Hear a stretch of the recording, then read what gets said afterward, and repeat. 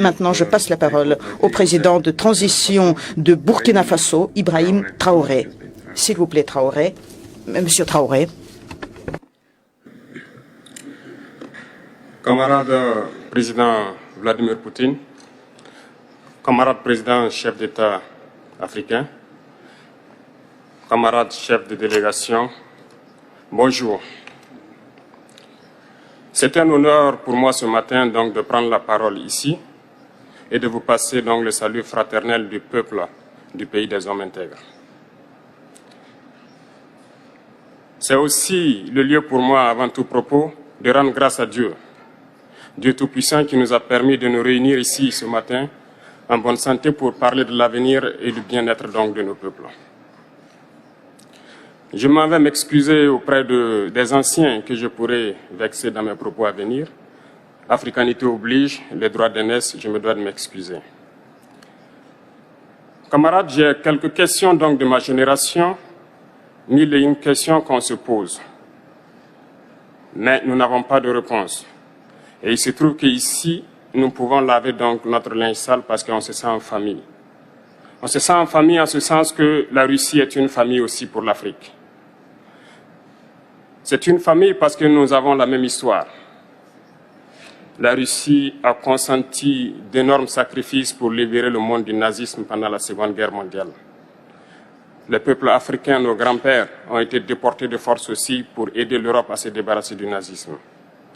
Nous partageons la même histoire en ce sens que nous sommes les peuples oubliés du monde, qu'ils soient dans les livres d'histoire, dans les documentaires ou films. On tend donc à balayer le rôle prépondérant à venir demain de ce monde libre auquel nous aspirons, de ce monde sans ingérence dans nos affaires internes. Nous avons les mêmes perspectives et je souhaite que ce sommet soit l'occasion donc de pouvoir tisser de très bonnes relations en vue d'un meilleur avenir de nos peuples. Les questions que mes générations se posent sont les suivantes, si je peux me résumer, c'est de ne pas comprendre comment l'Afrique, avec tant de richesses sur notre sol, avec une nature généreuse, de l'eau, du soleil en abondance, l'Afrique est aujourd'hui le continent le plus pauvre. L'Afrique est un continent affamé. Et comment se fait-il que les chefs d'État traversent donc le monde à mendier? Voici des questions que nous nous posons et que nous n'avons pas de réponse jusque-là. Nous avons l'occasion de tant qu'a joué la Russie et de l'Afrique dans cette lutte contre le nazisme. Nous sommes ensemble parce que, actuellement, nous sommes là pour parler de l'avenir de nos peuples, de ce qui va tisser de nouvelles relations. Et j'espère que ces relations puissent être les meilleures pour donner un meilleur avenir à nos peuples.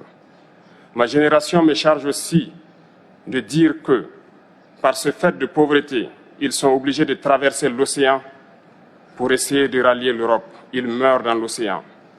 Mais que prochainement, ils n'iront pas traverser parce qu'ils viendront devant nos palais pour chercher leur pitance quotidienne. Pour ce qui concerne le Burkina Faso, aujourd'hui, nous sommes confrontés depuis plus de 8 ans à la forme de manifestation la plus barbare, la plus violente du néocolonialisme, de l'impérialisme. L'esclavage qu'on tend encore à nous imposer. Nos dévanciers nous ont bien appris une chose. L'esclave qui n'est pas capable d'assumer sa révolte ne mérite pas que l'on s'apitoie sur son sort. Nous ne nous apitoyons pas sur nos sorts, on ne demande pas que quelqu'un s'apitoie sur notre sort. Le peuple burkinabé a décidé de lutter contre l'île terroriste en mesure de relancer son développement. Dans cette lutte, des vaillants peuples, des vaillantes populations se sont engagées à prendre les armes face au terrorisme, ceux que nous avons affectueusement appelés les VDP, des volontaires. Nous sommes surpris de voir les impérialistes traiter ces VDP de milices et de tout type. C'est décevant, parce qu'en Europe, lorsque des peuples prennent les armes pour défendre leur patrie, on les traite de patriotes. Nos grands-pères ont été déportés pour sauver l'Europe.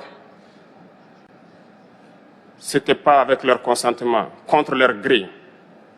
Et bien au retour, on se rappelle bien qu'à Tiaroy, lorsqu'ils ont voulu revendiquer leurs droits élémentaires, ils ont été massacrés. Cela ne fait rien donc. Lorsque nous, peuple, nous décidons de nous défendre, on nous traite de milices. Mais là n'est pas le problème. Ce qui est le problème, c'est de voir des chefs d'État africains qui n'apportent rien à ces peuples qui se battent, mais qui chantent la même chose que les impérialistes en nous traitant de milices, en nous traitant donc d'hommes qui ne respectent pas les droits de l'homme. De quels droits de l'homme parle-t-on? Nous nous offusquons contre cela et c'est honteux. Il faut que nous, chefs d'État africains, nous arrêtons de nous comporter donc en marionnettes qui dansent à chaque fois que les impérialistes tirent sur les ficelles. Hier, le président Vladimir Poutine a annoncé donc l'envoi de céréales en Afrique. Nous sommes bien contents. Nous lui disons merci pour cela.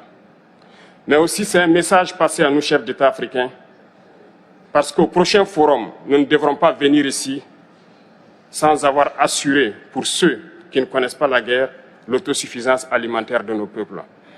Nous devons prendre l'expérience de ceux qui ont pu déjà atteindre cela en Afrique, tisser de bonnes relations ici et tisser de meilleures relations avec la Fédération de Russie pour pouvoir assouvir les besoins de nos populations. Je ne serai pas peut-être long, le temps imparti est très court. Nous sommes obligés de nous arrêter à un moment donné. Mais je voudrais terminer en disant que nous devons donc rendre hommage à nos peuples qui se battent. Gloire à nos peuples, dignité à nos peuples, victoire à nos peuples. La patrie ou la mort, nous vaincrons. Merci, camarades.